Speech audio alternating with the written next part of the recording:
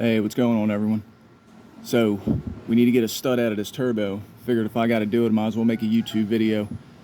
So I already double nutted the stud. We're going to heat this turbo up, and we're going to get that stud out.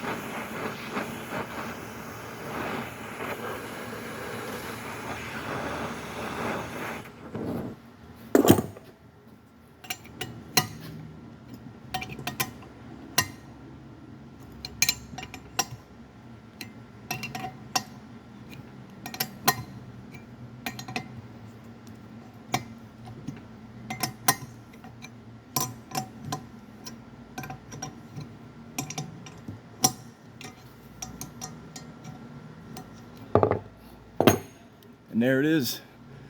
Easy peasy, getting that stud out. Now I gotta let that thing cool down and get those nuts off, go on to the next one.